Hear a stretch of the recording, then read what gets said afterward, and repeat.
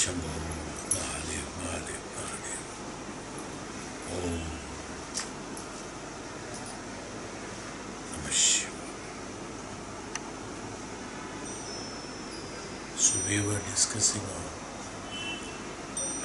avidya is the cause of the Atma merging with the Prakriti.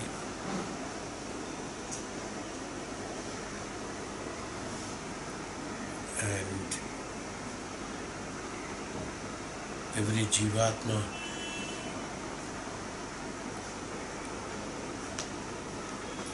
undergoes this experience for a number of years, number of time, kalam, of the material experiences, external experiences. Gradually, depending upon the desire for liberation and intensity of meditation, the soul returns to its source.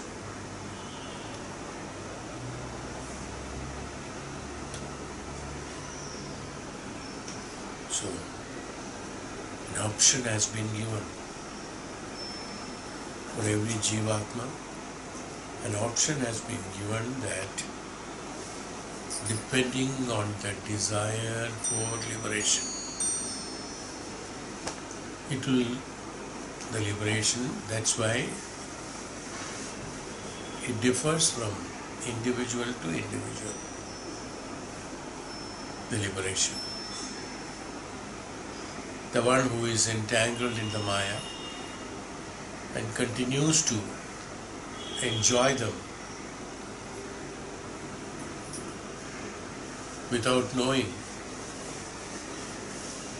that ultimately it is the liberation that is necessary, not getting entangled in the Maya.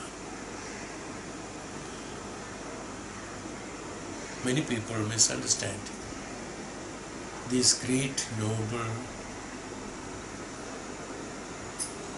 secret that has been disclosed by the Maharishis in Vedic science and in Vedanta. They all criticized, or many criticized, that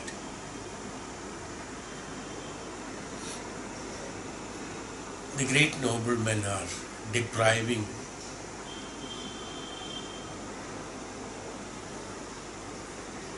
the common man from the way of living in this world, enjoying the materials that is already provided in the world, enjoying the Prakriti that is provided in the world, is a logical conclusion they make. We can't blame them because they do not see beyond what they are seeing. Once they see beyond and know that is the truth and that is more beautiful, more precious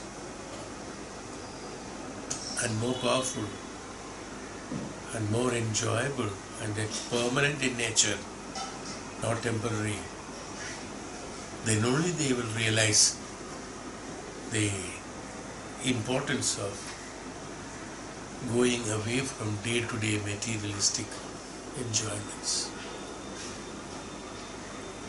It is like children. Sometimes they play with a toy, they get fed up. You get another toy, he plays with that. Get another toy, he plays with it. After some time he comes back to the same old toy. Again, he enjoys that again. This keeps on going. His job is only to acquire new toys and play with him. And when the circle is over, come back to the same old toy, again he will enjoy it. He will enjoy breaking it, he will enjoy making it, he will enjoy throwing it. But his involvement is only with those toys which are temporary. Those pleasures are temporary. It keeps on shifting. Same way in a human being, the common man, each and every moment's pleasure is temporary. And he's very happy seeing a good movie. After coming out of the movie, he has forgotten about it. Now he looks for something else to be happy. Then he goes to something else for happiness. Then he again experiences something else as happiness. And he keeps on, because that keeps his mind occupied and his indriyas and mana in pleasure or in pain. He keeps that attachment again, he keeps on circling in that vicious circle without wanting to go out of it. He doesn't have a want to go out of it because he has concluded this is what is necessary. So he doesn't make an effort even to think what is beyond this. Just eat, sleep, see movie, read, play, whatever it is, keep on going. The same routine keeps on going throughout life. There's no change.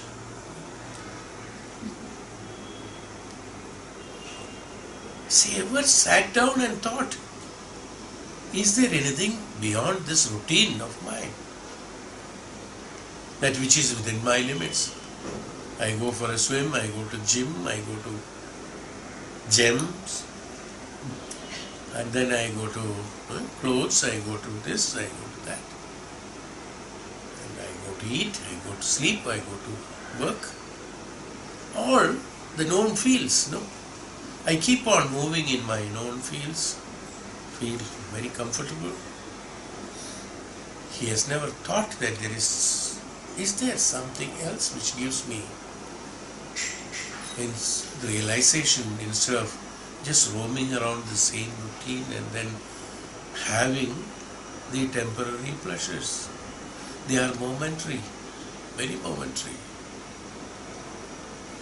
Whatever great that happens in this universe, the pleasure is only momentary.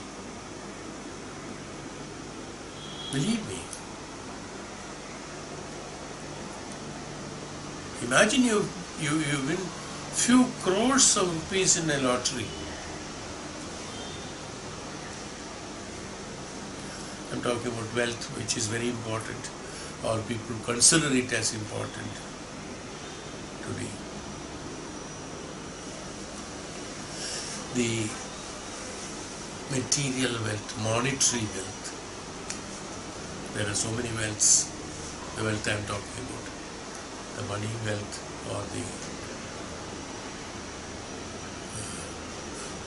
financial wealth, finance, what I'm talking about.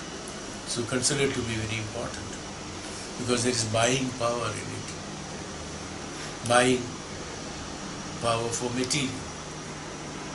You cannot buy liberation.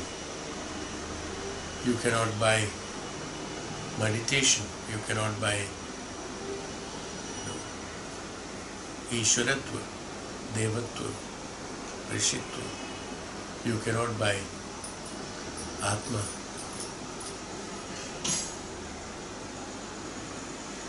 The monetary wealth, suppose you win. How much will be that pleasure of winning the lottery? The real pleasure is only momentary. When you understand, when you know that you are one, that moment you are very happy. From next fraction of a second, your mind is occupied. Now what to do with it? Pleasure is gone. The pleasure is only momentary, tell you. You may think there's pleasure lasting long for years. No. The pleasure is only momentary because from the next moment, the mind is occupied on what to do, what to buy, how to spend and how to go about it. No, pleasure is gone. Anything that is important, that what you think is important in the material gain, the pleasure is only momentary. Every pleasure is only momentary. What we have said is absolutely right. The moment. Anumatram. Tanmatra. It is only the quality of tanmatra. Up to the tanmatra only the pleasure is there. After that there is no pleasure.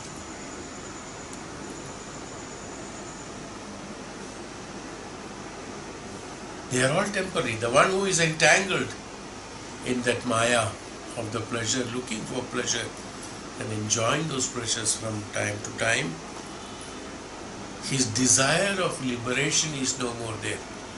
His desire of enjoyment of pleasures are there, but his desire for liberation is not there. How to come out of it? That's why Maharshi clearly he said here, depending upon the desire of liberation. One should get saturated with this. Yes, as the Upanishad said, the children play with the toys. When they grow in the age, they start playing with something else. They again grow, then come to Kaumaras. They have some other entertainments and engagements. When they come to Grihastha-ashrama, they are got different. Then in Vardhakya, different. In Sannyasa, different. From time to time, from Kala to Kala, the pleasure and enjoyments are totally different. You cannot get stuck to it. This is what. This either one learns through experience. The Jivatma, who is entangled with the Prakriti, he keeps on experiencing for ages, for a number of janmas, and at a point of time, he realizes this is not what I want. What am I doing? What is happening to me the day in and day out? Kashta, dukkha, sukha, kashta, dukkha, sukha, kashta, dukkha, sukha. Each keeps on changing. That's all. I am just passing on my time, spending on this. Is it this for what I am born? This question should come. Is it this why am I born? Then his desire starts. That's called desire starts from liberation. Because his entanglement, he finds the waste of entanglement. He finds no importance in those entanglements. Prakriti gives only to that extent. So, but it is necessary for a Jivatma who would like to experience material experiences. So therefore, he is not longing for the liberation. His longing is only for enjoyment. If his longing is for enjoyment from janma after janma and janma after janma, he keeps on in those emotions, thinking that or taking it for granted, this is called life. So many people say, kya hai, what is in life? They are frustrated, but still they say, what is in life?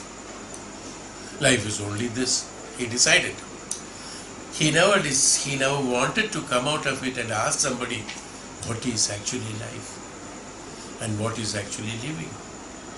You must have seen many other people also saying that, aur kya rakha hai? Aur kya rakha hai? What else is left in my life? As if he has passed through everything in his life. You ask him, aur kya rakha means? That means you have enjoyed everything? I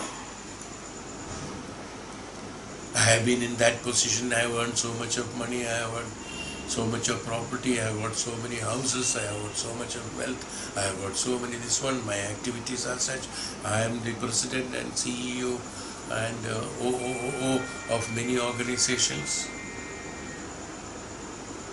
and many institutions, many and aur kya rakha hai?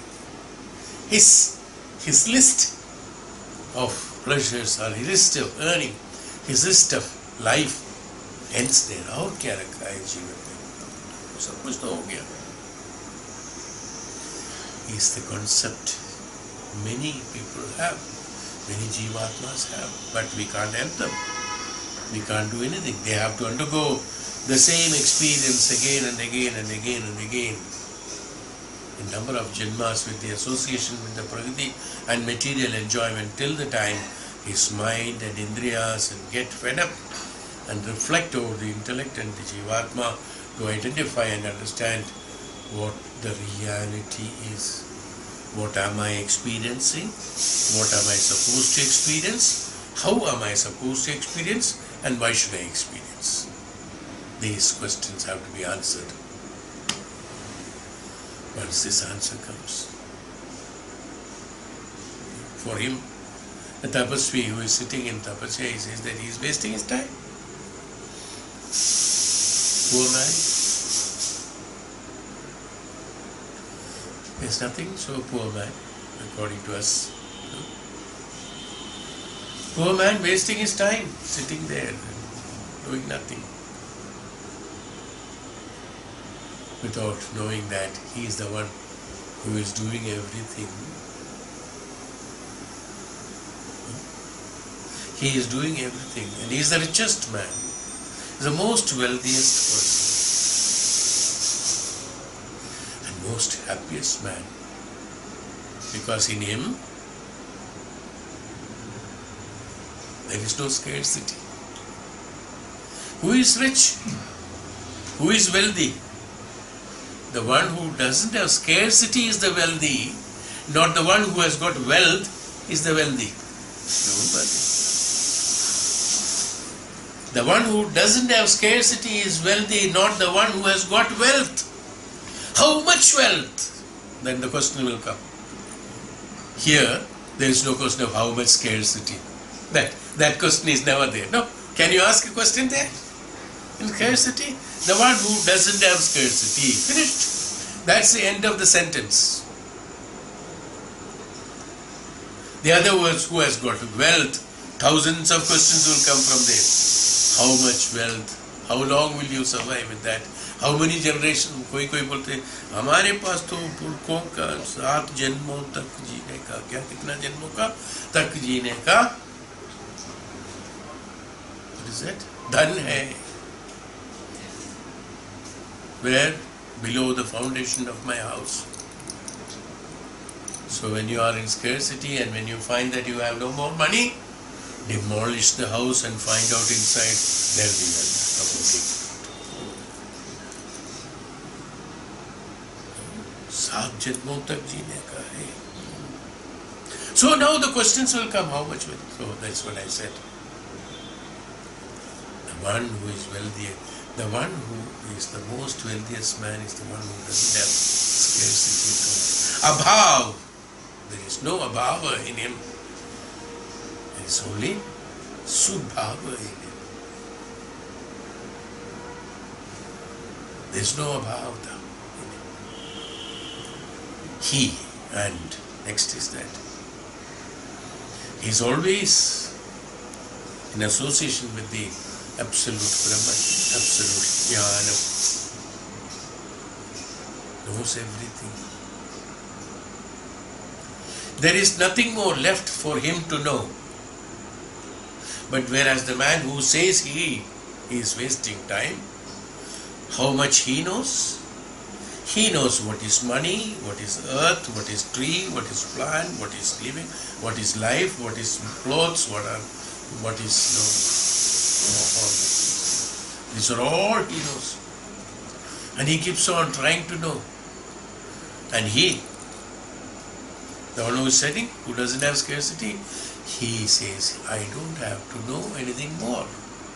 There is nothing more left out for me to know. Who is knowledgeable? The one who knows so many things on the other side, or the one who is left out without necessity of knowing anything, or without want, or there is nothing more left out to know. Who is knowledgeable?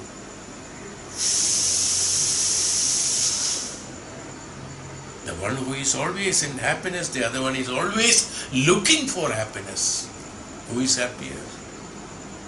One is always in happiness and he doesn't explain anything about happiness because he doesn't want to explain, not necessarily. The other one, he is always telling that I am happy with this, I am happy with this, I am happy with this, I am happy with this, I am unhappy with this, I am unhappy with this. The other man says that I am in happiness. I am in Ananda Swabha, because he says that I am the happiness. You are looking for happiness and I am the happiness. He says, I am the happiness. What should I look for? When I am the happiness, should I look for, where will I look for the happiness? So he says, I am the happiness. The one who has doesn't have scarcity. The one who has happiness. The one who doesn't need anything more to know. He's the one who is permanent, who is not temporary, who is permanent.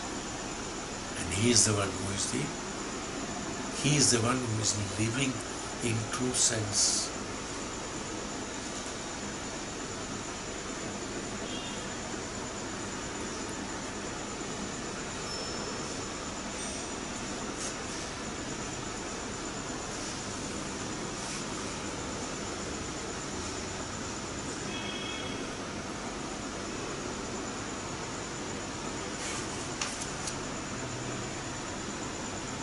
Trying to recollect something which I spoke about.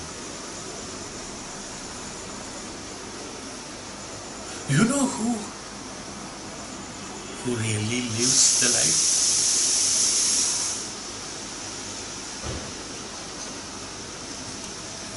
Who really lives the life? Who doesn't have vasana to live is the one who really lives the life.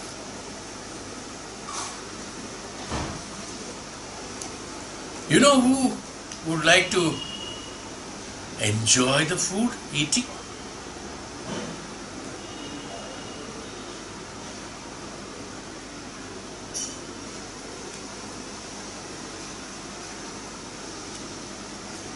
The one who doesn't have really vasana for eating. It's a great word. This is like Vedavakyas. The one who doesn't have vasana to eat is the one who really enjoys the food. The one who doesn't have vasana to live is the one who enjoys living. Enjoys living.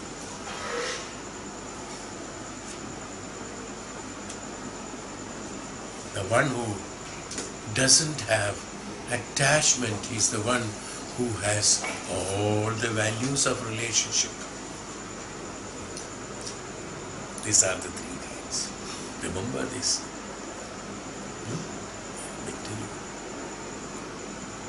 One who thinks my father fell ill, then he is in a shock. He doesn't know. He is upset. He cries. He is consulting somebody and things like that. The moment the status of father changes, one man is ill, he will take the right decisions to assist him. The one who doesn't have attachment, he will have the value of relationship. The one who has desire to eat, that's what I said. The one who doesn't have vasana to eat is the one who really enjoys the food. No. Because when you have vasana to eat, particularly this food will be nice, that will be nice, this will be nice, this will be nice. Now he has an expectation. That expectation makes him either fulfill expectation, sometimes it doesn't fulfill expectation. The one who doesn't have expectation of the taste of the food, when he eats, whatever taste here, he eats. He enjoys it. The other one looks for enjoyment in the food. One enjoys the food, the other one looks for enjoyment in the food is the difference. The one who has a relationship Another one is looking for relationship in the attachment. In fact, for relationship, attachment is not necessary, or attachment is an obstacle on the other hand. An attachment is an obstacle for relationship because there are obligations, there are commitments, there are so many other things comes in that, attachments. The true relationship is that comes from within inside. So, that's what I said. The one who doesn't have vasana for living, he lives every day. Joy. Otherwise, expectation, how should I live? Next moment I should do this, I should go like this, I should go like this, has to be like this, has to be like this. He has lots of expectations on that. He has lots of vasanas in that.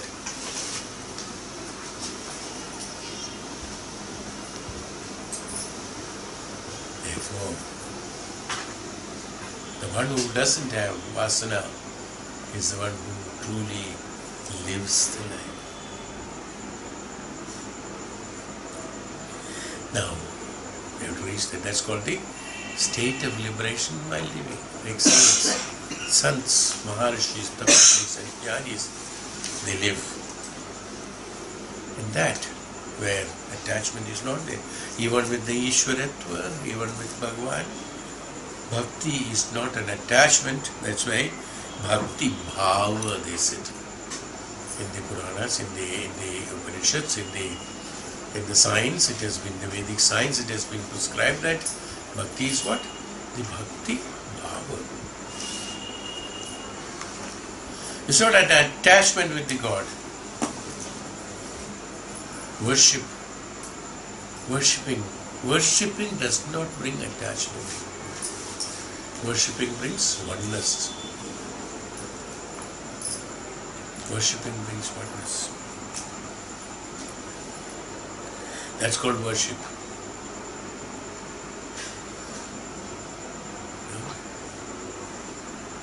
The other is praying. You can pray to anything. Pray to your mother, pray to your father, pray to your boss, pray to your this. Praying to anyone is good. Worshipping is different. Worshipping is to the Lord. Worshipping is to the Dhyanam. Worshipping is to that superior quality. Depending upon the desire for liberation. One should have desire for liberation. One who thinks that, if I think of spirituality, if I start practicing, there are so many people, they tell also, ये कोई उम्र है कि ध्यान करने का? ये कोई उम्र है? Is it this age? Is it your age that to go for bhajans and kirtans, go for movies and entertainments, and gym and kim? There's the age for that. There's an age for that. People have even prescribed the age for spirituality. When they have no more spirits inside, they are supposed to go to spirituality, they say. When there is no more spirit. All the spirit is spent there. And now they say, when there is nothing left, he says, now you go for spirituality. Neither he can do this, nor he has done this, neither he has done this, nor he is able to do the other. Nothing is possible. Liberation, a desire for liberation has to be there. There has to be a saturation point, an understanding. Either through Dhyanam one has to understand is the best way. Through knowledge only one can understand. Through experiences, if one has to understand, it takes so many janmas sometimes, so many years sometimes. That's why so many people have done tapasyas for ages. Through each and every experience they have learned, they have come to that. But some others have the Dhyanam, Adi Shankaracharya, in 36 years' time, has finished everything. Rewritten Vedas also. Everything is finished. He took the path of the Dhyanam, he understood everything. The others, some others, or few others, have had to spend ages in tapasya, learning through the experience of Prakriti, through the experience of that. And many people through the Grihastha, through many ways and means, through various lives and things like that. But happens, yes, it has to happen, yes, yes. One has to keep on experiencing, one gets experienced. No doubt. No? Simple to understand. I'll tell you a very simple example to understand, so that you will know how to come out of it. We all have travelled in trains. Those days trains were the most. Nowadays most people are travelling in flights. But there was a time about 20 years, 30 years back. Mostly we had trains were the most. Even long distances we had to travel in the trains.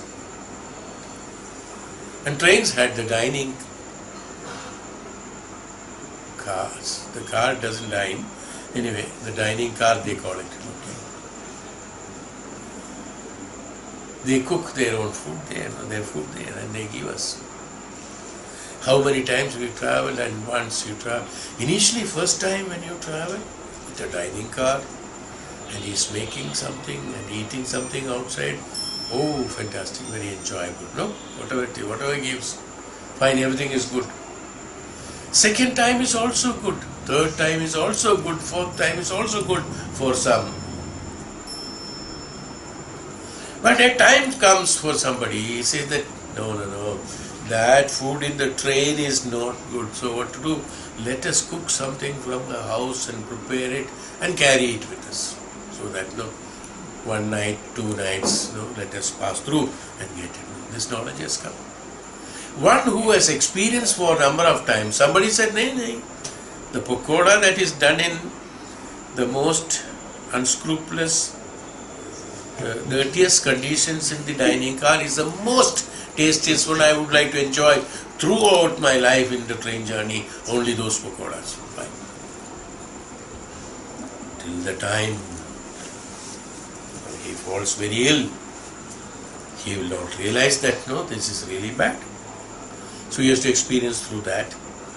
Somebody with the Dhyanam, no, this is not done in very healthy conditions, hygienic conditions, very unhygienic way. They keep the food on the platform, and that too people walking on top of it near the toilet and things like that. No, bhai, I don't want to eat that. Having the knowledge gained, he says, let me carry my food in my carry. Whatever, a little bit, doesn't matter, we'll manage with that. Is one way of looking. What happened?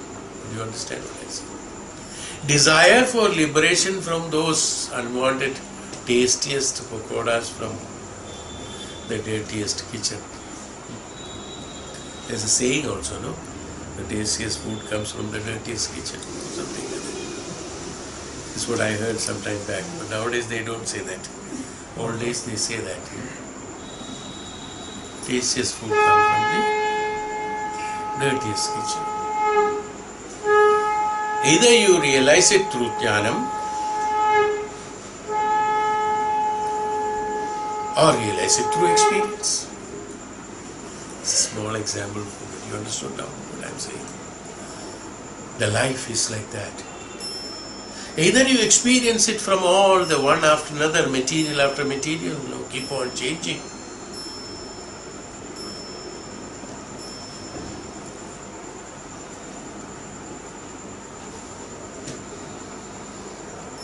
Initially, we also said indigo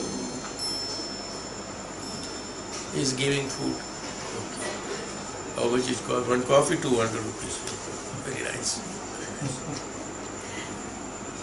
Gradually we understood, no, indigo is a new go. Don't go in indigo, but you carry your bread and what's that, coffee. This understanding comes. It's experience. Through experience one learns. That's a very hard way of learning it. Through each and everything you have to come to saturation point in learning through material way. It takes a lot of time. This is called Asuric way of getting liberation. Whether it is called Ravana, whether it is called Kansa, or what is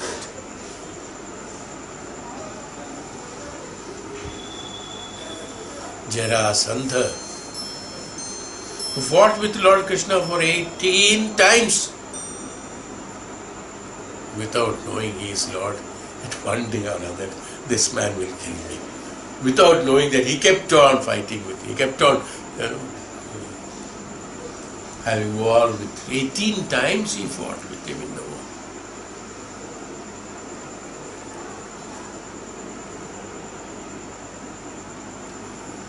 He had to spend so much of time to know he is Bhagavan.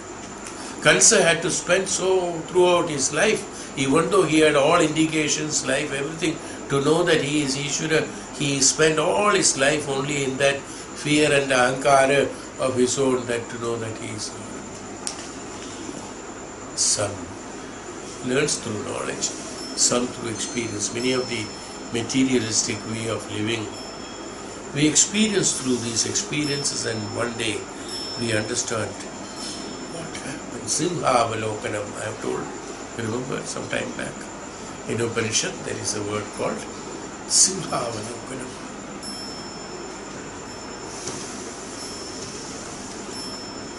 It's a beautiful phrase. The lion, you know what happens. He kills an animal.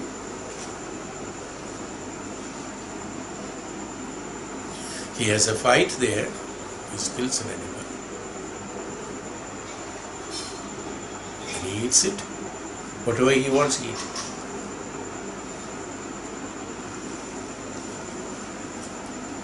Lion will kill and eat only once. But the tiger will repeatedly take the same corpse and eat. It's a difference. He's a king of animal, that's why he has got that dignity. He will not eat the stale food, no. He will eat the fresh one only. He'll eat only once. Whatever it is, he'll eat once, then, and he passes out and little go ahead. Always the lion, after fight and after eating, he goes out and he'll just look back. That's the characteristics of the lion. Whether everything is okay, what I left, is everything fine? Nothing is coming behind me. Simhavalokan, he just take an assessment of what has happened. It's called Simhavalokanam. Avalokanam is that? An assessment of whatever the scenario that he has created. How much of damages he has done. Did I unnecessarily damage anything? In the process of my hunger is what he is looking. He is a king. No. That's why lion is the king. No other animal does this.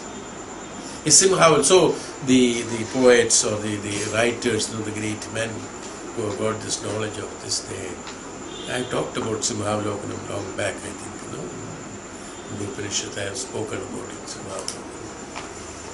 A Simhavalokanam is necessary. A phrase is even today it is used. That means in our life we have to have a Simhavalokanam in our whatever we have done. The problem is that we don't look. It's not looking back. It is making an assessment of my experience. There are two different words. Looking back in the sense looking into the past and living your life according to the past and earning the experience from that. Is looking back. Is one way of looking at it. Another way of looking at it is that looking back is also Simhavalokanam, that to have an assessment what I have done is a look back that what you have done is what you mean. Look back what you have done. Have an assessment what you have done. When you have an assessment, then you realize, what is that? Nothing is a pleasure. You come to the old age, there are so many people, you yourself must be thinking sometimes, what have I done in my life to get liberated? What good I have done? What karma have I done for getting liberation? Look from the inception, what all you have done.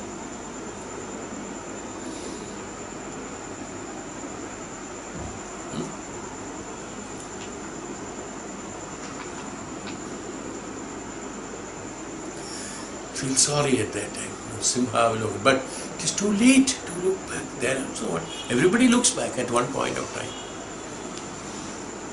But Simha, after finishing everything, after a few steps ahead, he just takes an assessment what I have damaged, how much I have damaged. It's called Simha.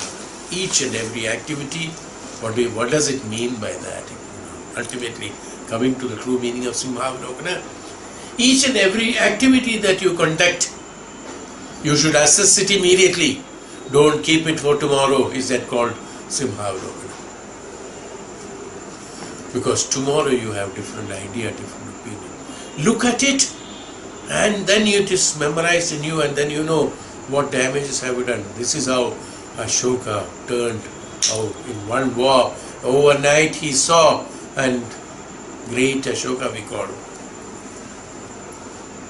Where did he get the transformation from? Simhavlokanam. Turn back, how many people did I kill in the war? How many innocents have died?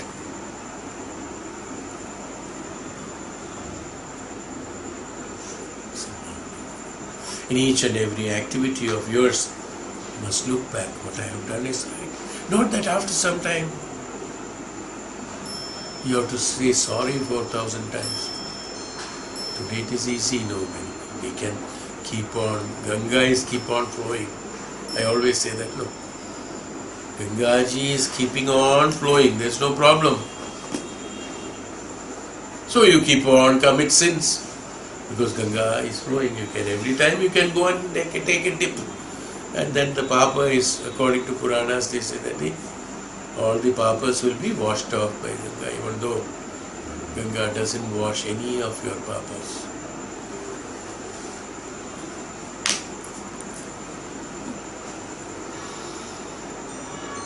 So that Ganga, for us, what is the Ganga? We are allowed to commit any number of mistakes. Same mistake for number of times.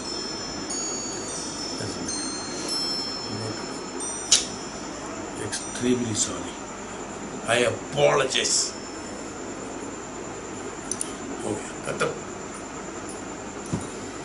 all the papas washed off. No? Bhagwan is supposed to do that because I have apologized. What does he think? Huh? Om Shanti. Why I am talking all this? You must be thinking, why is it unnecessary talking?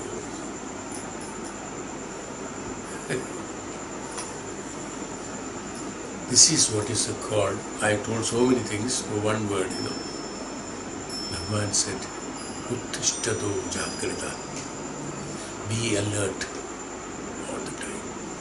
Be conscious, that's all, one word for all this. Be in the status of consciousness at all times is what I mean by Simhavalokanam. And experiencing in life. Fine, we are born, we will experience with the Prakriti, doesn't matter. Even Jivatma says that yes, with the association of the Prakriti, I will have association of the materialistic way of living only for the purpose of knowing what? You remember what I said? Why the soul has got associated with the Prakriti? To know his own divinity. An examiner and examinee is same, I told you in the last class. To know his own divinity, he has associated with experiences, that's all. Same way, we should get associated with the Grihastha Ashrama and each and every activity of ours only to know our precious characteristic for the purpose of liberation. The divinity of that. That's why he called it as divinity, divine. What is divine? We'll talk about it later. It's coming, I think, we'll say. So what I mean to say from the last sloka is that the soul, when we come out of that ignorance, avidya, all this are avidya. Why is all happening? Avidya. I'm carried with the emotions. I'm carried in my life with those emotions, with those attachments, with those desires. I'm being dragged into it, I'm carried. That's why we say that you're carried with that emotion, you're carried with that idea, you're carried with that opinion, you're carried with that knowledge, with that ignorance, you're carried away. You get carried away. You get carried away. You are not intentionally doing it. You get carried away. We call it as getting carried away. You get carried away with the desire, with the emotions, with the expectations, with the attachments, with the enjoyment. It is not supposed to be done. You get carried away. When you are sitting in the car, when you are sitting in the train, when you are sitting in the plane, you have to go with that. You are traveling in that speed in which the vehicle is going. You are carried away by that. You have no way.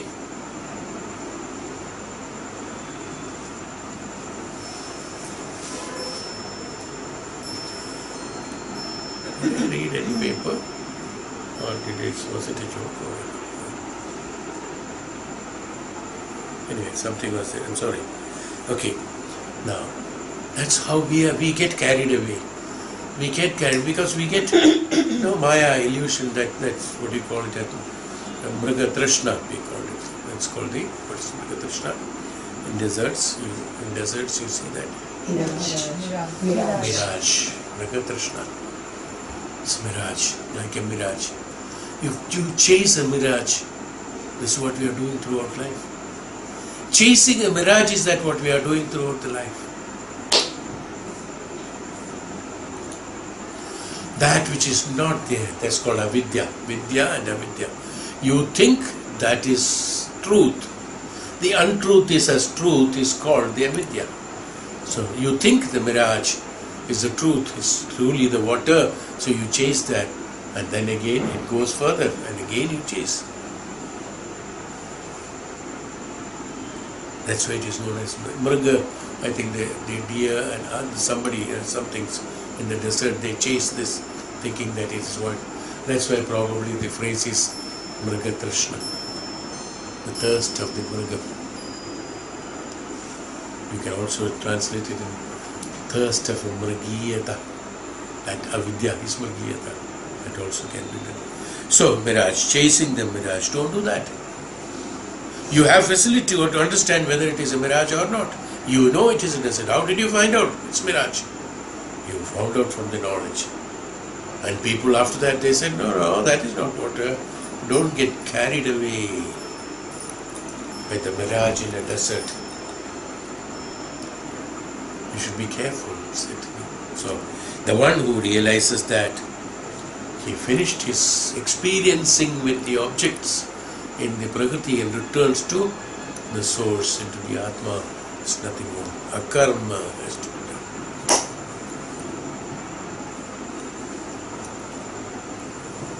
Then Maharshi says in 5th sloka, 25th. Tadbhavat samyoga bhavo hanam tad drishehe kaivalyam. Tadbhavat samyoga bhavo hanam tadrishehe kaivalyam. Tadbhavat, that. With that bhavana, which bhavana? With the elimination of avidya. With the elimination of avidya comes samyoga bhavo. What comes? Comes the disappearance of the association of the Purusha. Samyoga bhavo hanam tat drisho kaivalyam. That will take you to the liberation. So association of the Purusha and Prakriti, with the elimination of avidya comes the disappearance of the association of Purusha and Prakriti. That association, their contract between them is finished and the seer is liberated. Drashta got the mukti from the drishya. When Drashta got the mukti from the drishya, there is no drishya, there is no Drashta. Na drishta, na darshanam, na darshe bhavati. Nothing remains. the truth remains. I am the drishyam. I am the seer, I am the seen, I am the seeing. Okay, that's the ultimate that we already discussed earlier. Tad bhava samyogo. Ignorance is the reason for Purusha or soul to associate it with itself in the Prakriti that we spoke already. When ignorance is replaced with illumination, there is no longer need for the individual soul to exist in the material world, and it is liberated from the trials of earthly life. It's not only earthly life, but the Prakriti. So we call it as earthly life. The trials we are all doing, trial and error method. So from the trials, one is supposed to learn. That's why it is known as trials of life. He did not say the life. He did not say the living. Trials of earthly life. It's only he's trying. Trials of earthly life. Through the trials, you have to know how to cook it. So you have to take little bit of samples of everything and little quantity you cook and see. Then after becoming successful, then you can do larger quantity trials. Live little bit of trial for some time. Little bit. See whether it is okay, then you can go for living that. The trials of earthly living is called trials. Each and everything has to be tried. We know only one trial, the trailer of a good movie, Thoda sa chalak chalak. Beautiful movie. It's with a trial, Don't come to conclusion in that. Life is not like that. The trials of earthly living has to be understood through the Dhyanam. Each and everything can be tried, no problem. Number of janmas you can avail, no problem. But try it, understand it, come out of it. Don't get entangled in the trials. That's why learning through trial and error methods. Through trial, there will be good as well as errors. Right and errors, both will happen. So learn from that errors.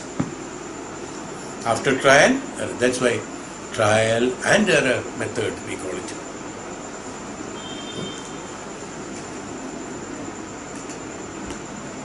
Trial and error methods. In trying, some errors will happen. Find out what are the errors, how the errors have happened. So erase the errors. But sometimes in errors in life, in errors there are a lot of enjoyment, there are a lot of pleasure. So they get entangled into errors and errors.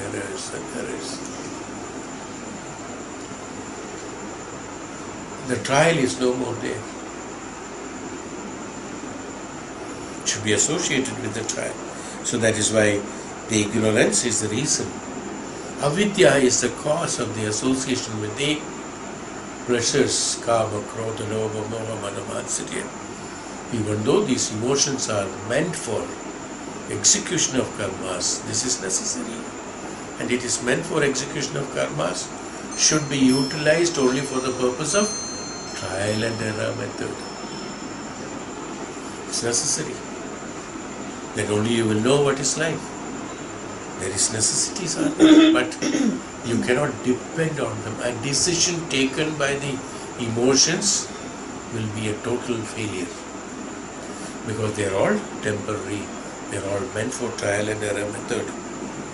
So Bhagavan says in 26th sloka,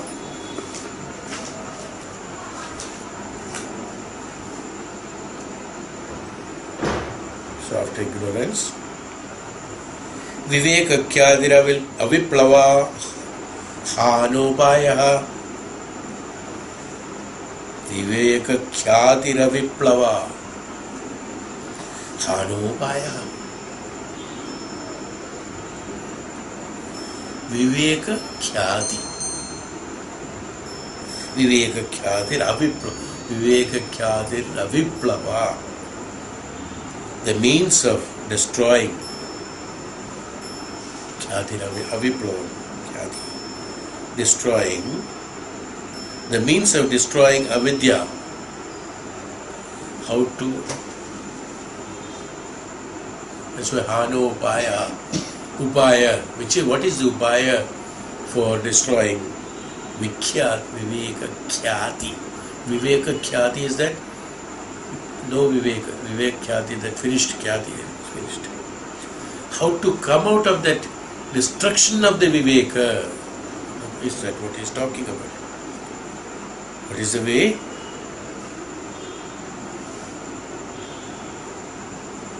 Aviplavaha.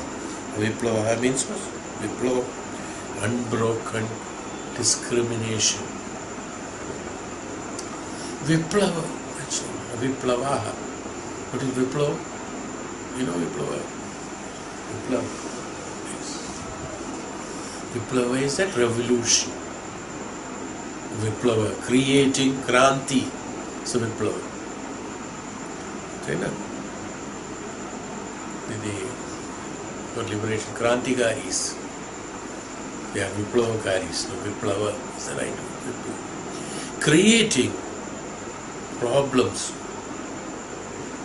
for the purpose of benefit of the good. That means there has to be a disturbance creating a disturbance. Disturbance to what? Creating a disturbance in avidya, so that you are in a position to discriminate what is avidya and what is vidya. That is why Hanu Upaya. What is the Upaya for that?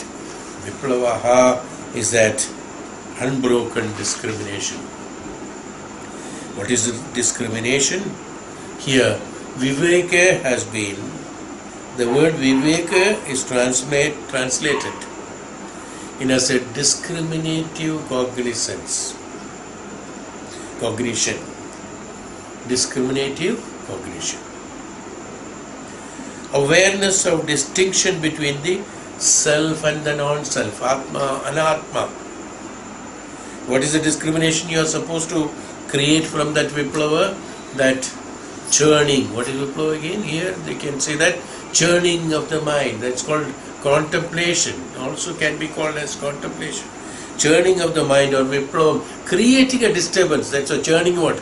Churning is the disturbance. So Viplava is that creating that. Even the, whether it is political Viplava, whether it is Adhyatmic Viplava, whether it is spiritual Viplava, they are all Viplava only, creating that discriminations through a revolutionary, strong revolutionary method is that Viplava. So the awareness of distinction between them. What is that Viplava? What is the discriminative cognition? Viveka. Viveka. Viveka has to be removed and Viveka has to be brought in. That's called discriminative cognition.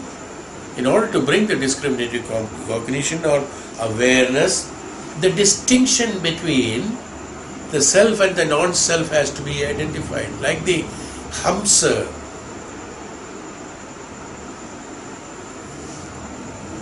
Separates the water from the milk. When they mix water and milk, the swan, the Hamsa, has got the capacity to discriminate what is milk and what is water. They separate it and they can drink the milk.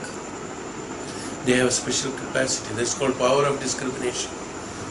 That's why even in adulterated, because this is avidya is causing the avidya is because of adulteration. Adulteration of Viveka, Vidya Viveka. Dhyanam and Dhyanam, self and non-self cannot be identified. What is self, what is non-self? What is Atma, what is Anatma? Cannot be identified. In such a condition, Viveka has to be used. How the Viveka has to be used? Because we have to get the enlightenment through that. The Viveka has to be continued. That means avidya has to be removed. When the avidya is removed, the illumination comes, then the Viveka comes. In that illumination or in the Viveka, one is able to identify exactly what is called the self and what is called the non-self.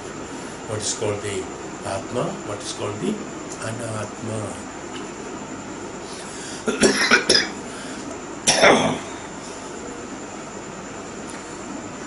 An awareness of this First of all, you have to create an awareness through the studies of Shastras,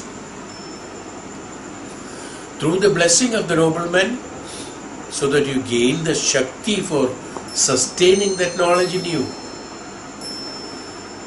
Now you see, many listen to satsangs and pravachans like this every day evening. Upanishad, how many Upanishad we have heard? They are all heard and forgotten. The sustaining that knowledge has to be there. The gist of it, the rasa of that has to be crept in, has to be stored. It should be the substance that inside you, through which the Viveka of yours should function. No? It should be an ingredient through which the Viveka to function. It should be the instrument through which the Viveka to function. It should be the substance that Viveka contains. That Dhyanam in that Viveka. This is called Viveka. So that he gets the discriminative power. Because he cannot separate it. A Viveka cannot separate that Dhyanam from the Viveka at all. Whatever happens, whatever Maya comes in front of that.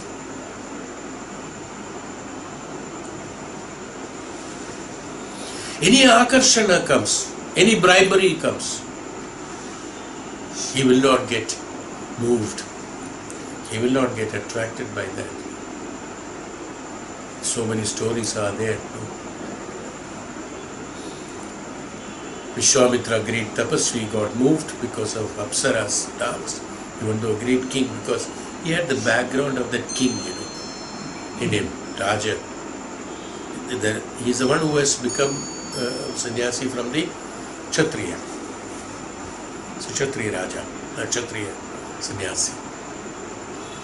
So naturally, probably he has got that somewhere it was hidden. So when the Apsara came, he got attracted. When he got attracted, naturally his tapobala is lost. His total life is changed. Akarshanam towards that Maya. Even though great saint, Vishwamitra, even at one point of time, they were thinking of he becoming the Devarshi.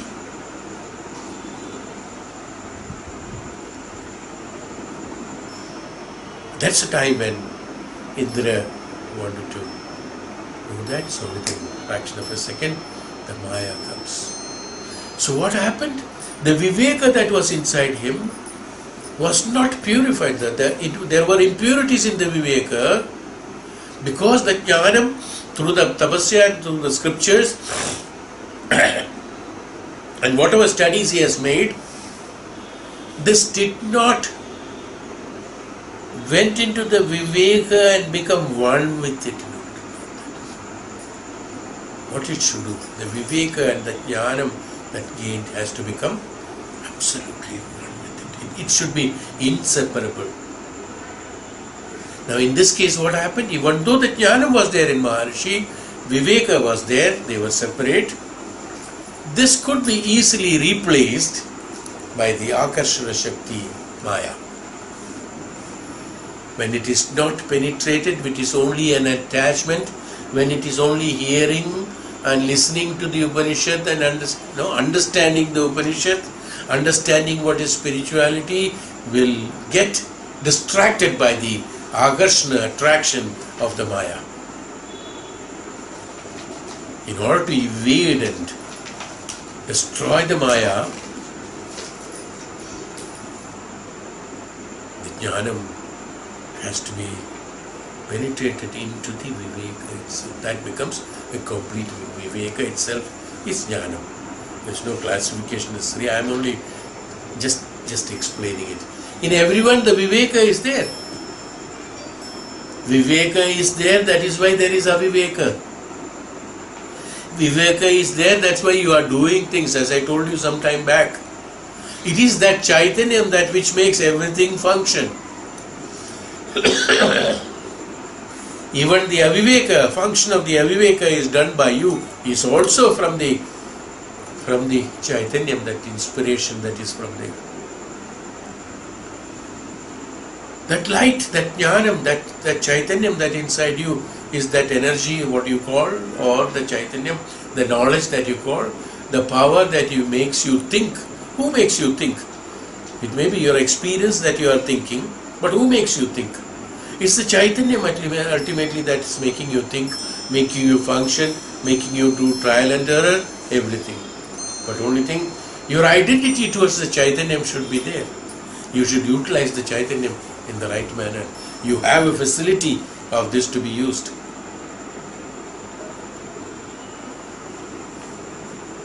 You have been given an instrument in order to make it straight. But if you want to make it crooked, the machine will help you to make it crooked. No problem. The worst case of dacoit also uses his Chaitanya inside him in order to do an intelligent dacoity. It's a Chaitanya that he's using. It's not an intelligence, or it is not that's what. So Viveka, that's why I said it is Viveka. I described Viveka as separate from the Dhyanam, so only to make you understand that Dhyanam should be a part of that Viveka. It should not be an attachment, remaining as an attachment, as the awareness in you in a different chamber of the brain or the compartment of the mind. Whenever you feel convenient that it can be replaced by the emotional attachment. This is what Vishwamitra did. He for some time he replaced that. Then he realized it later. What he realized it, he lost so much of time. He was in grief.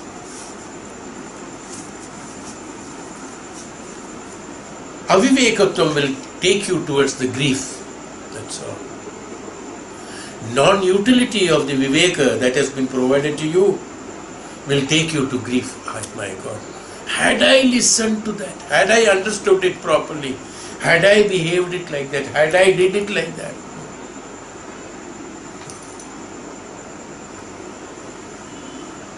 Had I known better what I am doing. All these questions we ask only much later. The grief. Avidya, Dhyanam, Vivekata will take you towards the grief only. No way. Lots of work has to be done in order to function again, because another Janma may be taken. That's the thing. It's not that it can be erased all of a sudden. Your worship, your dedication, your devotion, your upasana, your nididhyasana, samarpana bhava, these things will automatically change them. But for that, you should have a power of discrimination. You should reach the status of the power of discrimination. That's why discriminative cognition is it. Identity to the discrimination. Recognizing, cognition is what recognizing. Recognizing the discrimination is important and it is necessary, is why he has classified it as discriminative cognition.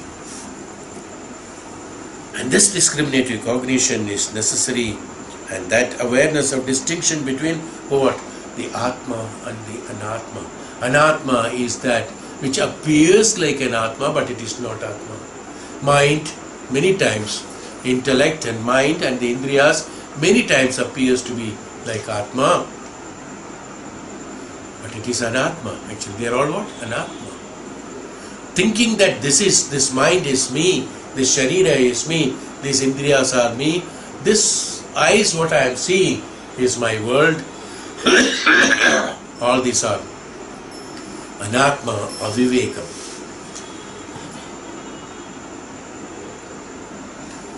Through a power of discrimination, I should be in a position to identify that there is something beyond all this. This is only the lower consciousness, how to reach the higher consciousness. This power of discrimination, separating where it is, it's all mixed here. In Prakriti also there is Purusha. The Jivatma has already linked with the Prakriti in order to experience it. So you have to separate it from there. Like the swan, you should have the capacity to separate the milk from the water, or water from the milk, whatever it is. the Atma from the Anatma. You should have power of discrimination. Viveka from the Aviveka from the Viveka. You should be able to discriminate and Viveka cannot be discriminated. Aviveka can be taken out. Anatma can be taken out. Aviveka can be taken out. This awareness, an awareness of reality, that's called the awareness of the truth. This is called awareness of the truth. So, the remedy for ignorance, what he says, the remedy for ignorance, constant, unwavering awareness that the individual is but Brahman itself, that Chaitanya himself. This can only be achieved through many years of conditioning the mind to turn to divine thoughts each time worldly thought enters. This is the purpose of meditation and other forms of sadhana.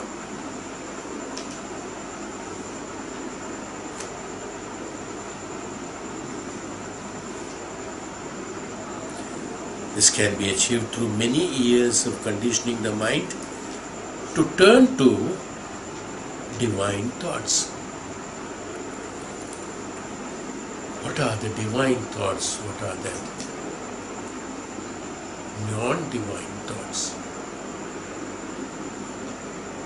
How do you define divinity? How do you understand what is called divinity? What is divine?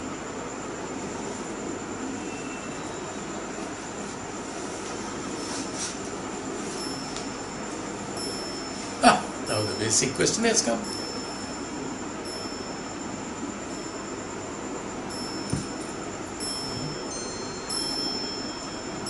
Nectar is divine, Amrita is divine, God is divine, Devata is divine.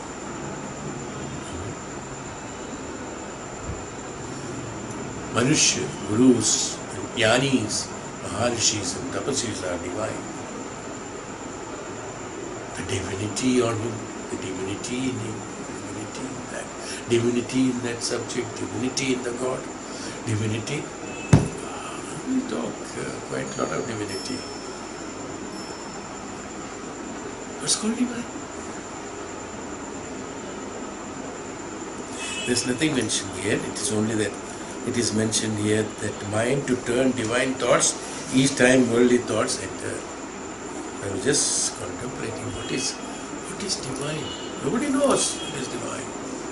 Nobody in the sense, common people, the great knowledgeable people, great people are there from whom we are learning.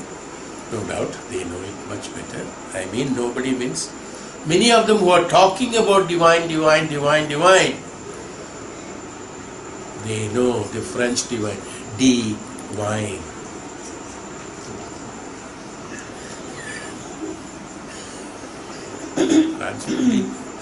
D add करता है divine, D-E and one dot like that, not D. What is called divine? That's called divinity. After mind, there is divinity. Divine, that's divine. How to identify the divine?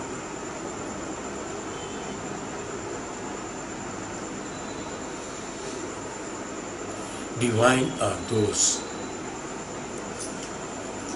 which brings the permanent happiness, which is the truth, which is changeless, that which is not changeable, that's not temporary, that which is permanent. I just contemplated on this, so I just made a small note. You can elaborate it, of course. I also wrote here, I just wanted to mention here that, see, sometimes we call bhakti as divine thought, no? Bhakti is divine, we all agree to that. Why bhakti is divine? Where is the bhakti done? Bhakti towards the God. Bhakti towards the knowledge or the representative of knowledge. Noble men, gurus, tapasvis and jnanis. Bhakti is done only there. Bhakti is not done to departmental stores where all the material what is necessary for us is there. We don't have bhakti towards that. Bhakti is only towards that. The Ishvara, the Lord, the temple, bhakti. Towards the Guru, towards the Dhyanam, towards the Maharishis, Tapasvi, there is only the bhakti. That bhakti is divine. I am just telling you what is divine. The bhakti is divine, so bhakti is divine. What is that bhakti? Found divinity in that. That the God in whom I am praying throughout life. From the day we are born till we die, we pray to the same God. No? The truth which is changeless. There is no change in that. That which is changeable, that which is temporary, that which is not permanent. Ananya bhavena, we said. Bhakti is what? Ananya bhavena. Bhagavan Krishna said in Bhagavad Gita. Ananya bhavena. Hey Arjuna, your thought should be Ananya bhavena. Bhakti should be towards Ananya bhava. Anya bhava should not be there. Only bhakti should be there. Why? Because the total dependency. Why? How can we have the total dependency?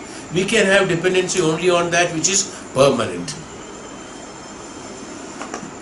So we can say divinity is that what is on which that which is permanent. Which is permanent. Which is not changeable. Immovable. It's not changeable. Achara. No? Achara. That which is not changeable. That's why the godliness, worship to the God is divinity. The divine thought is that the thought towards those which are not changeable is divinity. Thoughts which are not, that thought towards those which are not changeable or which are permanent is divinity. So when you look at this phrase, when you see everything is changeable. Every material, every world, everything, every incident, every experience, everything is changeable. So thoughts on them are not divine. Thoughts on that which is not at all changeable at any point of time is called divinity. That is the Dhyanam, that's called the Brahman. This is divine thought. This is why it is known as divine thoughts. Whenever the worldly thoughts creep in, I used to tell this in different way. I have already told you all these things, but in different way, that's all. Not in this word. No, I classify with this word. It's beautiful, no doubt about it. I told you in a very colloquial, Dehati language. Whatever you do, in the background you should have your Guru, your Dhyanam. Let him witness it, through him only you do it. What is called that? Divine thought, divine actions. What is called that? This is divine action. Whenever you do a wrong action, you will know that, oh, hey, come on, that is wrong. What happened? The worldly act, whenever it comes, the divinity is corrupted. When the divine thoughts come. So worldly acts, that means those which are changeable, that which are not permanent, those which are temporary, that which gives you only pleasures, you identify them, do not own them, do not accept them, do not merge with that, do not get attracted and attached to that. At that point of time, the divine thought should come that I am the Brahman, or I am the knowledge, I am the consciousness, I am the Dhyanam. This Dhyanam should identify that which is coming is temporary. This is only meant for some time in order to execute my karma. After that it has to be removed. It is not to be get stuck with that for the purpose of pleasure and continuity, looking for vasana, of pleasure in that. So identify them, discriminate them, eliminate. Accept it. When the pleasure comes, you accept it. If it comes, you accept it. Don't look for pleasures. There are two things. When you are living in this world, so many things come to you. So this is a very lengthy chapter again. Adi Bhautika, Adi Devika, Adhyatmika. In Adi Devika, things will come. Many things come. You have food in front of you, eat it. Don't have vasana to it. That's it. You have life, you are a Grihastha, Grihastha Ashrama. In Grihastha Ashrama, so many things you have to do it. Don't have vasana. But immediately the divine thoughts should come. That's why a brahmachari should lead the Grihastha Ashramam, Vaishambhayana said. Because in a brahmachari, always divine thoughts will overrule the materialistic thoughts. When the material thought comes, the divine thought should supersede or overrule the materialistic thought and implement and identify these are meant for temporary use and do it and finish it off.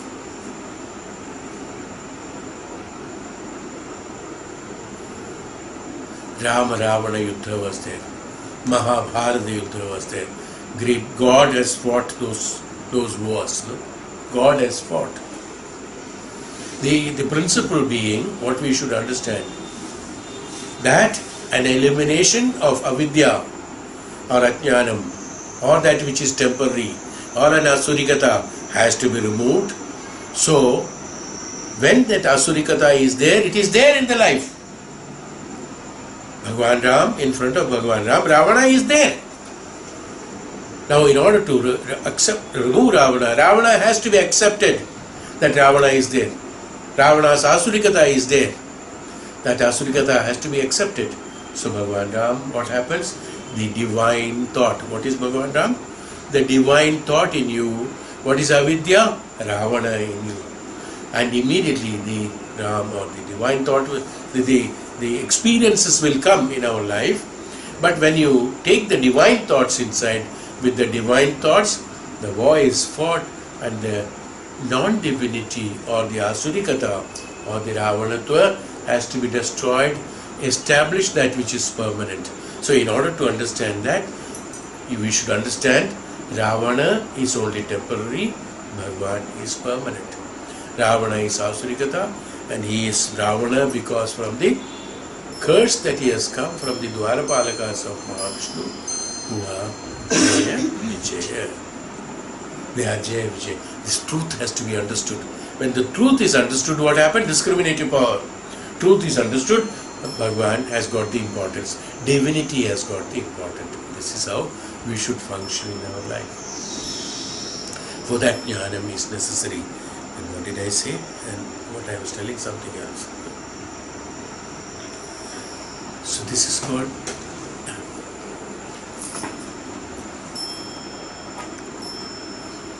so these thoughts, even though the thoughts enter into us based on the previous experiences, but these thoughts have to be identified and discriminated through the Dhyanam. When it is identified and discriminated through the Dhyanam, the karma phalas can be exhausted by way of discrimination, so that the execution of the further karmas will not attract any karma phalas, plus the existing karmas will also be eliminated. This is how you discontinue the avidya in which you are living. In order to discontinue the living in avidya, bringing vidya into it, is that how you prepare this one. Now how this can be done? And this can be done only by way of, this is necessary now. Initially, either through experience one has to come to that conclusion and then has to understand it. Somebody has to learn. बोलते हैं ना कि कोई it is a problem, लातों का भूत बातों से नहीं मानता है. So he has to understand only through that way. There is no other way. I always told you, nothing is wrong. Everything is an experience. The other day, I was talking to an alcoholic who was an alcoholic. I said your experience was through the alcohol. You were once upon a time, you were an alcoholic, is no more, was alcoholic. Through the alcoholism and through the alcoholic characteristics, you have to go through the experience, so you had gone through it. At one point of time, you knew that all that years, so many years that you have spent on that alcoholism was absolutely waste, rubbish, wrong. Now I want to recover, I want to do this, I want to do this, that's his desire. Now this discrimination has come. Now this discrimination has come through his worst experience. He has to pay a big price for that. His youth, the prime life of his, he had spent on that. He had to pay a price for that. See, this is what happens.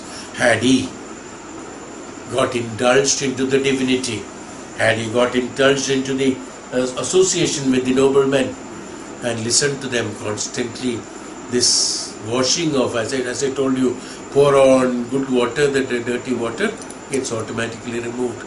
Same way, the pouring on the Dhyanam, constant, incessant flow of the Dhyanam should be there constantly. This is called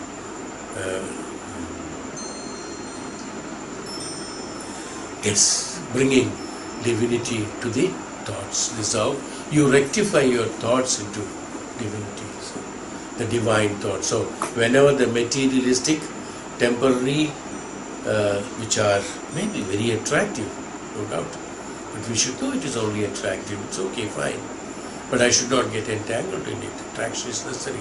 That's why I told about the story of Vishwamitra. He is a Vishwamitra, Mitra of Vishwam. That's why his name is Vishwamitra. He was a very nice person, great personality, Mitra of the universe, Mitra of the people. That means he had passion in his heart for his praja, for his people, for that. That's why he took sannyasa. Otherwise, Raja, to take a sannyasa, he has to have a lot of courage in that. You see. So this is how we have to bring the divinity into us, so that the divine, this is called divine. Divine means that, depending on that which is permanent, having faith on that which is permanent, which is unchangeable, that to the knowledge. That means the faith on the knowledge, faith on the Brahman, or this is called the divinity. It's called divine. Divinity in him. It means what? He is a Brahmajnani. A very divine place, where the Brahma Sakshatkaram is there, where the Dhyanam is there, where high vibrational frequency is there. No, divine place, a temple, divine place. Or some other place, we call it as a divine place. We don't call any beautiful house, we don't call it as a divine place. Where there is divinity living, where there is Brahmajnanam living, ultimately it all come to Dhyanam and the Brahman. Everything come to the Ishwaratva, where the Brahmatvam comes, where the Dhyanam comes, where the Jnani comes. The one who is able to identify. So when the Maharshi is there, we can say that, okay, there is divinity in there, because he is a Brahma Sakshatkari. That's why there is divinity. He is what is called the divine. Now you know what is divine. Otherwise we are finding it difficult to explain what is divine. No? Divine, which is permanent, which is Brahman, which is knowledge. That which is not changeable is Brahman. My thoughts are changeable. My decisions are changeable. My emotions are changeable. My life is changeable. My indriyas are changeable. My body is changeable. My living is changeable. My characteristics is changeable. My intellect is changeable. My Atma is not changeable. All these are changeable. So when they encroach, encrypt in your reality, you discriminate them, identify them, they are temporary. My sharira is temporary. My thoughts are very temporary. My emotions are absolutely temporary. These definitions. So when you know the emotions are absolutely temporary, you will not take an emotional decision. That which is taken by temporariness is only temporary. You cannot anchor the ship on a temporary hook or an anchor. You cannot park it. You have to have a firm ground, substratum, we called it about that, substratum of that. This substratum is that Brahmajnanam. So your divinity means, divine means simple, as I told you, background, in presence of that. This is called divine thought. So whenever it encroaches, it will encroach. Yes, this is what I wanted to. In life, many things will come. It's okay. Let it come, let it go. Manusmriti explains to Manu wanted to build, Brahma's Manasaputra is Manu. Manu and Shatarupa are the first human beings to create the creation. So the creation was also handed over by Manu to the next was